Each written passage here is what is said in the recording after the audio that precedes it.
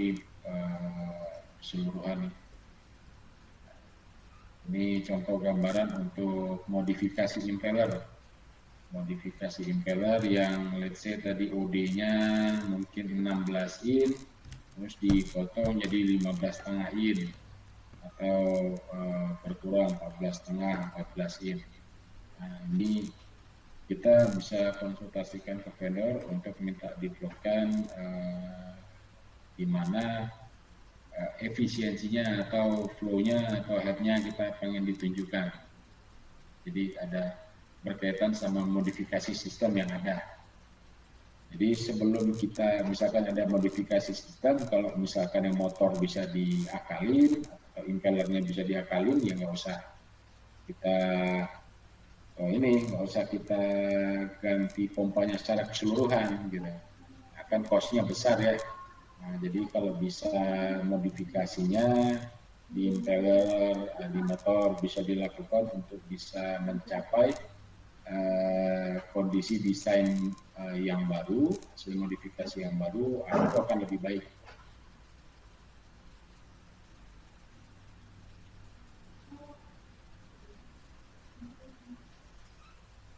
Ini sistem code lagi nih. Ini action head, independent head, static head. Ini sedikit mundur lagi nih. System friction curve, friction loss, capacity head. Ini yang tadi. Nah, ini contohnya instalasi pompa ya.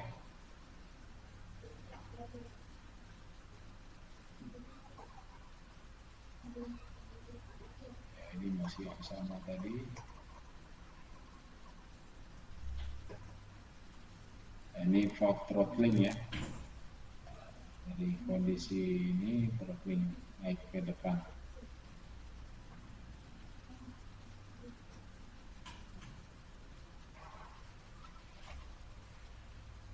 Ya, jadi di pompa ini permainan kurva atau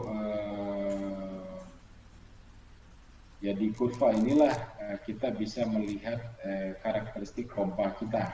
Jadi dan berdasarkan kondisi aktual tadi kita sudah lebih familiar nih sekarang membaca kurva. Dan kita sudah paham juga apa sih arti head tadi gitu. Jadi semakin pede kita Pak Arya untuk melakukan review pump curve seperti itu. Dan kita sudah tahu tipe pompa, kita punya knowledge bagaimana cara membaca curve pompa. Nah, ini hal yang penting juga nih kalau kondisi seri ya. Pompa nih kalau di seri ya, itu yang nambah apanya? Nah, yang nambah head-nya. Ya. Jadi untuk nambah head pompa itu pompanya di seri. Nah, kalau kapasitinya, flow-nya tetap sama. Nah, jadi ini karakteristik pompa kalau di seri. Tapi kalau pompanya di paralel, nah itu yang nambah flow-nya. Head-nya tetap sama. Nah, jadi pumps A, pumps B. Nah, ini pump A, ini pump B. Jadi yang nambah ini adalah flow-nya, kapasitinya. Sedangkan head-nya tetap sama. Sedangkan kalau series di A tambah B, head-nya yang nambah. Nah, ini kayak booster pump lah, kira-kira seperti itu. Ya, jadi biasanya untuk high pressure, untuk nambah head, ya berarti untuk nambah jarak, nambah meter, pompanya di seri. Tapi kalau head-nya masih tetap sama, supply kapasitinya minta ditambah, nah itu harus pakai pompanya di paralel. Tapi biasanya kalau paralel ini operasi satu running, satu standby ya, seperti itu.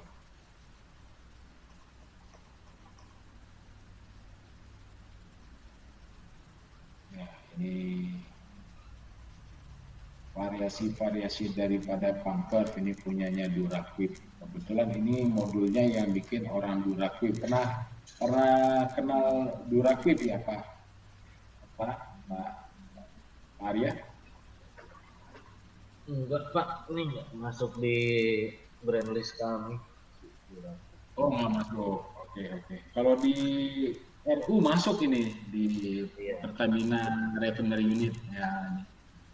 Yang kebetulan ini slide-nya yang bikin Pak Soeharto nih, salah satu petinggi lah di sana Pak.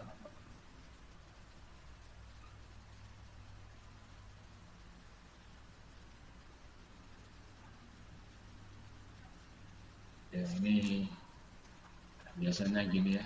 Jadi ada pompa itu ada datasheetnya juga, kemudian dilampiri sama pumper.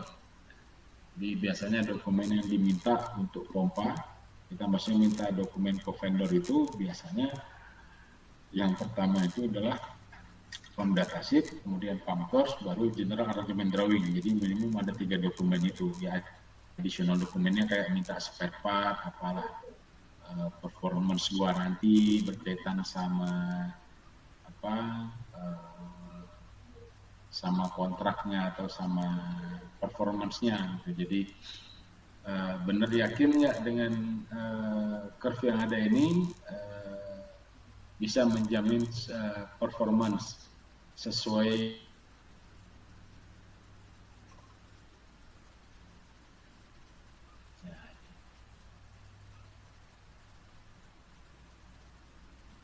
ini kalau kayak data liquid ini nih yang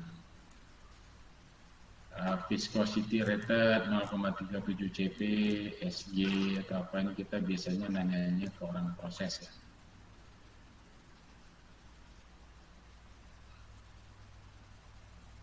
Nah, jadi untuk pompa sendiri nih ya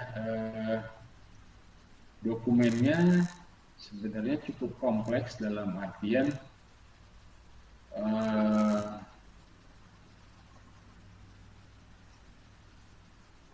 ini sekedar tes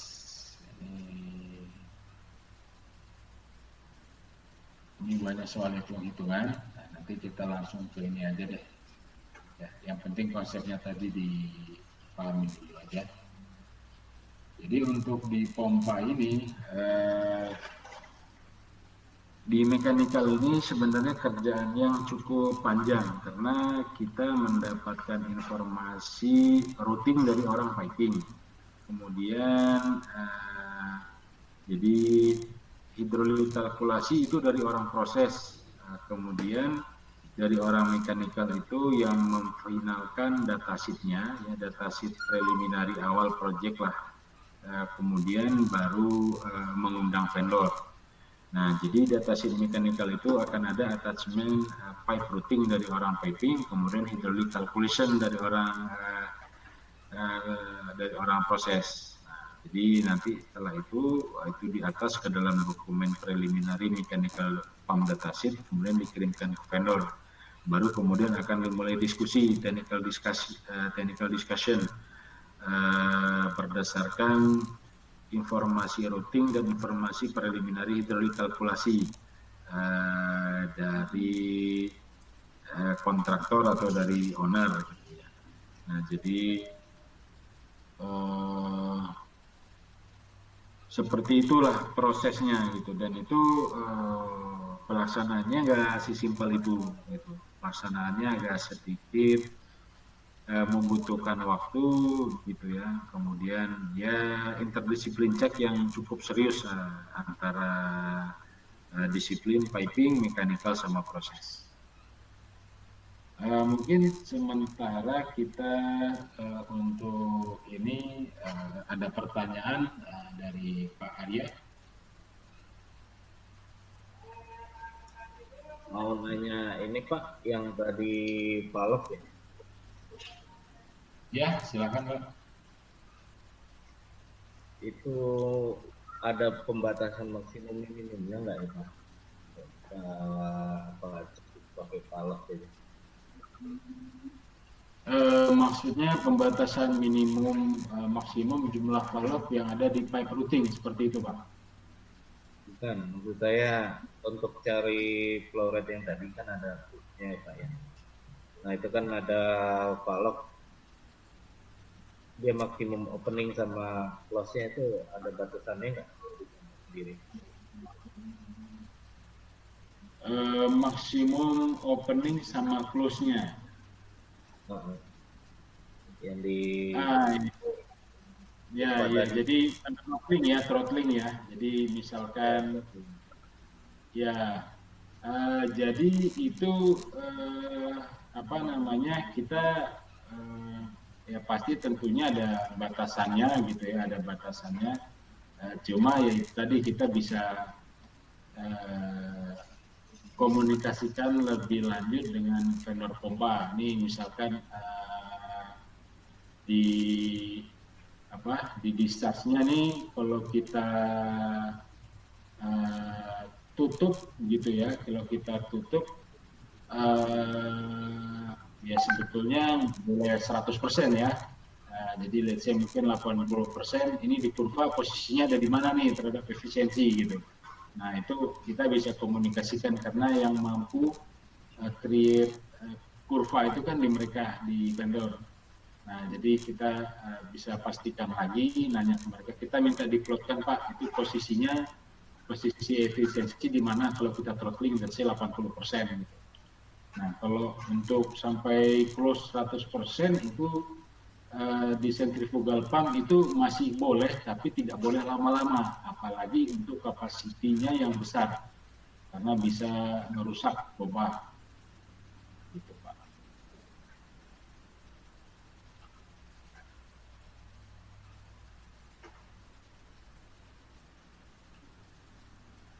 Ya, bagaimana Pak Arya? oke Pak, sudah bisa ditangkap.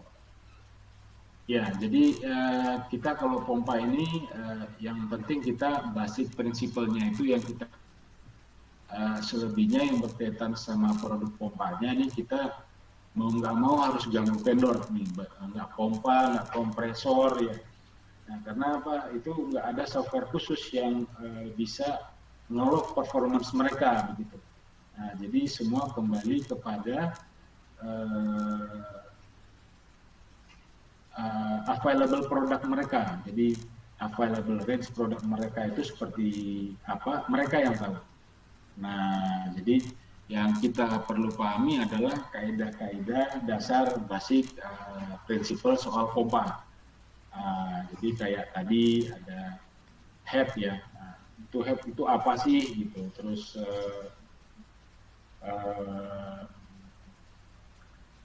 kurva, basic kurva, kondisi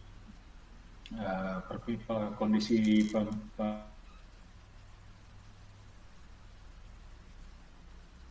sistem curve-nya seperti apa.